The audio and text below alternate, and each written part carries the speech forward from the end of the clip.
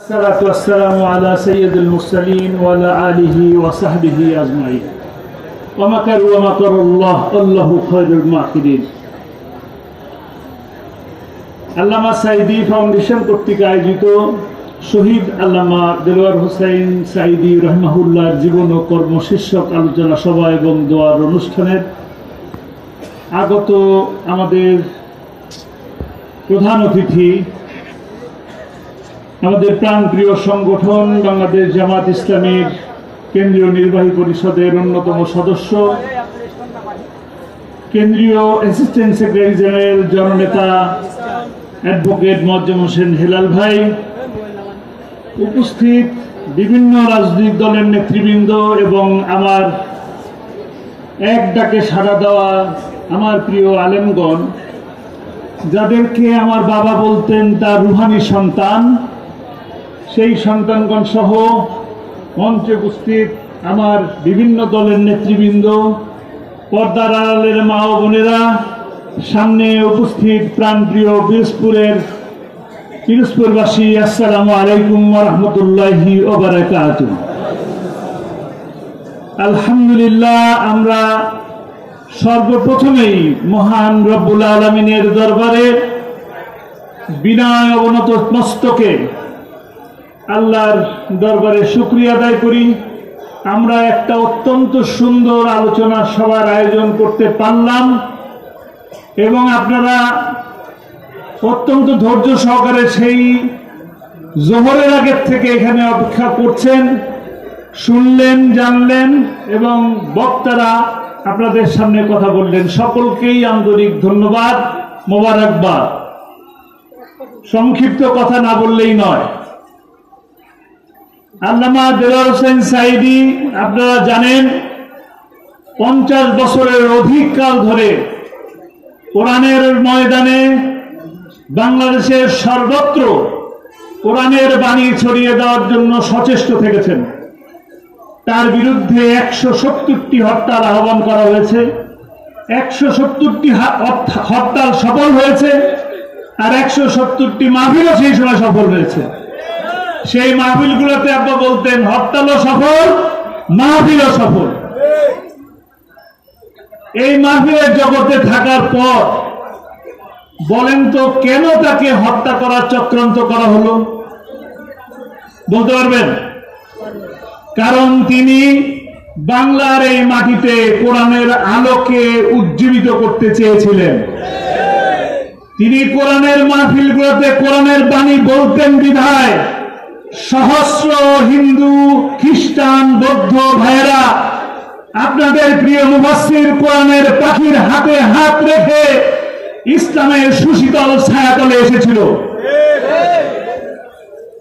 তিনি কোরআনের কথা বলতেন বলেই আপনাদের ভোটের মাধ্যমে জাতীয় সংসদে যে সিট চালু করা ছিল, সংসদ সদস্যরা সংসদ ভবনে ঢুকলে মাথা ঝুঁকিয়ে ঢুকতে হতো, সেই শিরকের সমূলে উৎপাদন করে দিয়েছিলেন।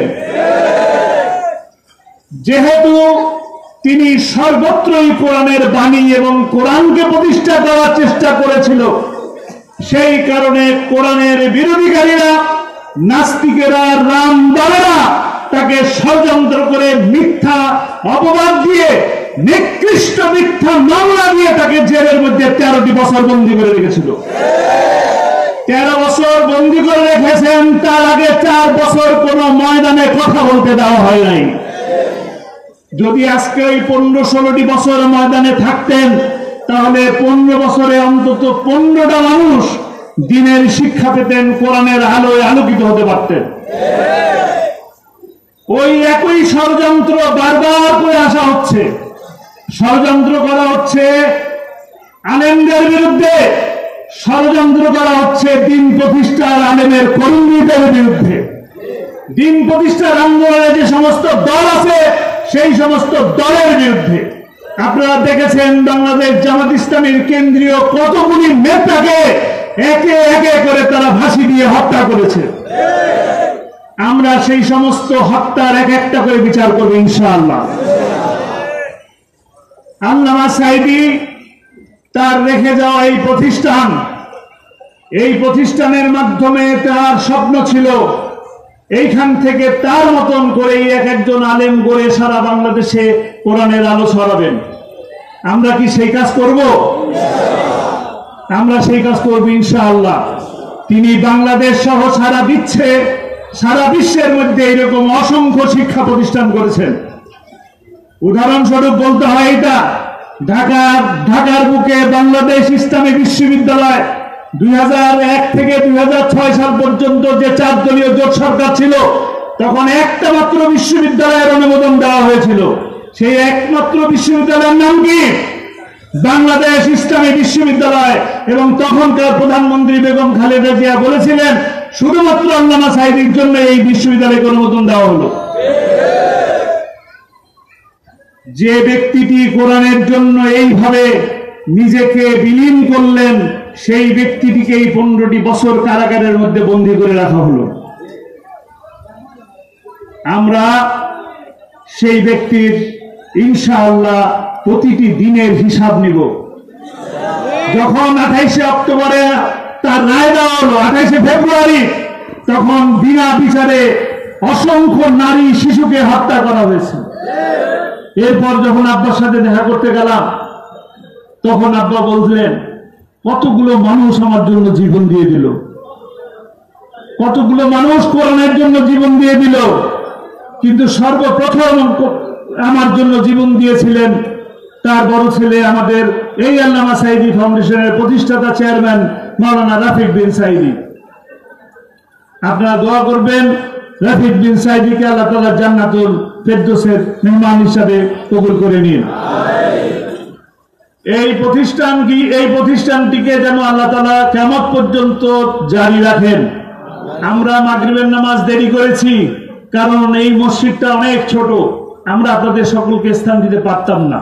আপনারা দোয়া করবেন এই মসজিদকে ভেঙে আমরা যেন একটা বড় মসজিদ এখানে তুলে দিতে পারি। এই প্রতিষ্ঠানকে যেন একটা বিশ্ববিদ্যালয়ের মানে যেন নিয়ে যেতে পারি।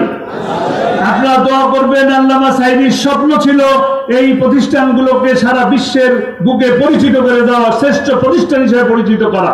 আপনারা জানেন খুলনা দারুল কোরআন সিদ্দিকিয়া কামিল মাদ্রাসা সারা দেশের মধ্যে শ্রেষ্ঠ শিক্ষা প্রতিষ্ঠান হিসেবে পরপর 3বার শ্রেষ্ঠ শিক্ষা প্রতিষ্ঠান হিসেবে পুরস্কার পেয়েছে। এই বছরও শ্রেষ্ঠ শিক্ষক হিসেবে আমাদের প্রিন্সিপাল সাহেব পুরস্কার পেয়েছেন।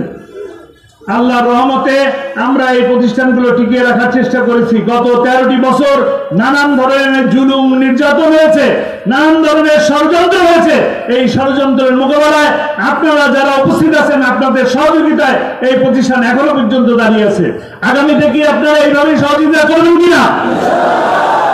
আপনারা আগামীতেও এইভাবে সহযোগিতা করলে ইনশাআল্লাহ এর মান আরো উপরে যাবে, অবশ্যই ইনশাআল্লাহ। আল্লাহ তাআলা আমাদেরকে সে তৌফিক দান করুন। আপনাদেরকে অনেক অনেক ধন্যবাদ, কৃতজ্ঞতা। আপনারা সবসময় আপনাদের পিতামাতার জন্য যেভাবে দোয়া করেন, ঠিক সেইভাবেই আল্লামা সাঈদীর জন্য দোয়া করবেন। এবং এই কবরস্থানের মধ্যে আরো অনেকেই শুয়ে আছেন। আমার চাচা দুনিয়া থেকে বিদায় নিছেন, আমার ভাবি দুনিয়া থেকে বিদায় নিছেন। এই মামলার কারণে আমরা নানান ধরনের নির্যাতনের শিকার হয়েছি। এইখানে এমন কোন লোক পাওয়া যাবে না যে আমি যদি হাত তুলতে বলি তাহলে দেখা যাবে সমস্ত হাত উঠে গেছে যে আমাদের নামে মামলা নাই, এরকম লোক পাওয়া যাবে না। আছে? আপনাদের নামে সবার নামে মামলা আছে না? আছে? এই মামলাগুলো যেন সব নিষ্পত্তি হয়। এই সরকারের আমলে যেন আগামী গত যে 13টি বছর একের পর এক মামলা দিছে, সেই সমস্ত মামলা যেন নির্বাহী আদেশে সমস্ত মামলা যেন নিষ্পত্তি করে দেওয়া হয়। এবং যত রাজনৈতিক নেতৃবৃন্দ বন্দী আছে তাদেরকেও যেন মুক্তির ব্যবস্থা করে দেওয়া হয়। আমাদের এখনো একজন আমাদের শীর্ষ নেতা এটিএম আজহারুল ইসলাম সাহেবকে বন্দী করে রাখা হয়েছে, তাকেও যেন মুক্তি করে দেওয়া হয়। এবং অনেক আমাদের বিভিন্ন দলের নেতৃবৃন্দরা বন্দী আছেন, তাদেরকেও মুক্তির ব্যবস্থা যেন করা হয়। আমরা দোয়া করব। আপনাদেরকে অসংখ্য অসংখ্য অসংখ্য ধন্যবাদ। আপনারা উপস্থিত হয়ে সুন্দর একটি প্রোগ্রাম উপহার দিয়েছেন। আমরা আপনাদের কাছে কৃতজ্ঞ। আল্লামা সাঈদী ফাউন্ডেশনের মাধ্যমে আপনাদের সকলকে আমি ধন্যবাদ জানাচ্ছি, কৃতজ্ঞতা জানাচ্ছি। আসসালামু আলাইকুম ওয়া রাহমাতুল্লাহ।